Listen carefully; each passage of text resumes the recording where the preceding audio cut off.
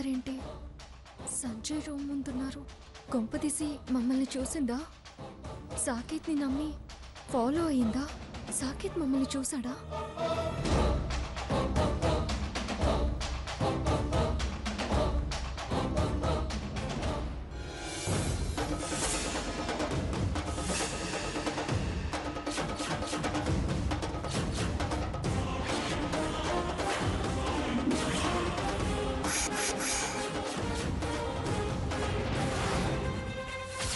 అయిపోయింది. Post oust పరువు మటాష్. ఏమిటి పొయ్యబారిపోయావు? ఈవిడేమిటి ఇక్కడేమిటి అని షాక్ అయిపోయావా? నేనిక్కడున్నట్టు ఈవిడికేం తెలుసానా? దొరికిపోయానా? అయ్యో అదేం లేదండి, మిమ్మల్ని ఇక్కడ సడన్ గా చూసి ఆశ్చర్యపోతున్నాను. దేవుడి దీవెనలతో పాటు మీ ఆశీర్వచనాలు పొందవచ్చని ఆనందపడుతున్నా. చాలా తెలివితేటలున్నాయి నీకు. కత్తుల కోతలే కాదు, మాటల మగతలు కూడా తెలుసనమాట. ఏమిటి పొగిడి నన్ను పడేద్దామనా? ఆల్రెడీ పడి లేచి వీల్ చైర్లో కూర్చుని చక్రం తిప్పుతున్నానరా. ఇక కింద పడే అవకాశం లేదు, ఉబ్బిపోయే అవకాశం లేదు. పండిపోయాను.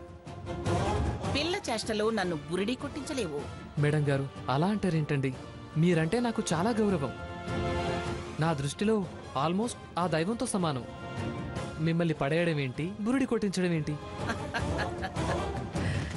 నువ్వేమిటి సంజయ్, మా ఊరెడుతున్నాను మా వాళ్ళని చూసి రావాలని 2 రోజులు లీవ్ అడిగి ఇలా గుళ్ళ వెంట గోపురాల వెంట తిరుగుతున్నావేమిటి? నన్ను హారతిని ఇందాక చూసి హారతి కోసం వెతుకుతుందా, లేదా శారద గారి గురించి తెలిసి వారి కోసం వెతుకుతోందా? అలా తొంగి తొంగి చూస్తోంది. లోపల హారతి లేనట్టుందే. ఏమై ఉంటుంది? ఇది మీ ఊరు కాదనుకుంటాను. మా ఊరు బొబ్బిలి కదండి. మరి తమరిక్కడెందుకున్నారు? ఫారెన్ వెళ్ళక ముందు ప్రతి సంవత్సరం ఇక్కడికి రావటం అలవాటు.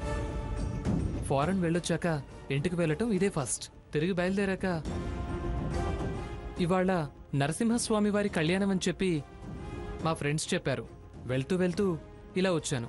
అలాగా, మరి మీ ఊరు వెళ్ళావా? నిన్నంతా మా ఊళ్ళోనే ఉన్నాను. ఇవాళే ఇక్కడికి వచ్చావా? అవునండి. నువ్వు ఒక్కడవే వచ్చావా? తోడెవరైనా వచ్చారా? డౌటే లేదు, ఖచ్చితంగా నన్ను హారతిని చూసింది. అందుకే ఈ ప్రశ్న. నేనొక్కనే వచ్చాను. అబద్ధాలాడకు సంజయ్. చెప్పాల్సిన ధర్మంగా చెప్తున్నా. పెద్దవారు, మీకు మరో రకంగా చెప్పాల్సిన అవసరం లేదు. నిజంగా ఒక్కడవే కళ్యాణం చూడటానికి వచ్చానంటావు.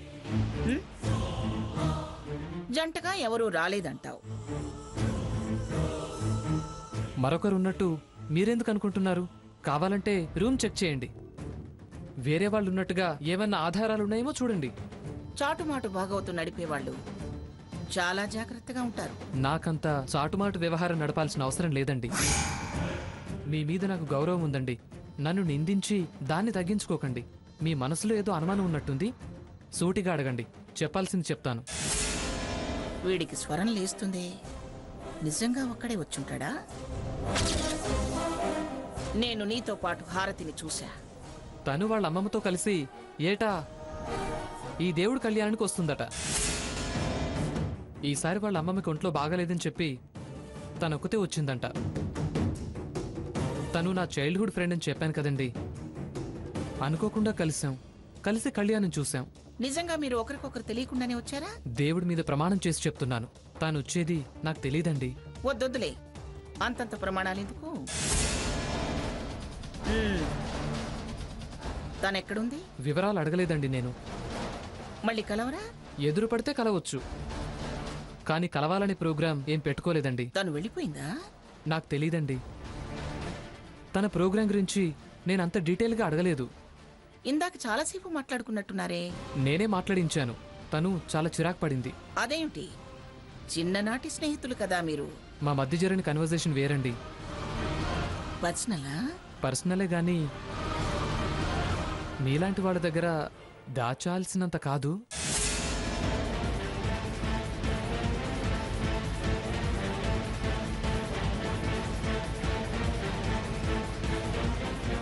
బుద్ధిమంతుడివేగా. పైగా డాక్టర్వి, బంగారం లాంటి సంబంధం. ఎందుకట కోపం, చిరాకు? తెలీదండి. నాకు తెలుసులే. దాని చూపంతా నా మనవడి మీద ఉంది. దాని మనసులో ఎవరైనా ఉన్నారేమో. ఏమో ఉంటే నాతో చెప్పొచ్చుగా. అది నిజం చెప్పదు, తిన్నగా వ్యవహరించదు. భాగీరథి పెంపకం కదా, జీవితం కూడా రాజకీయమే.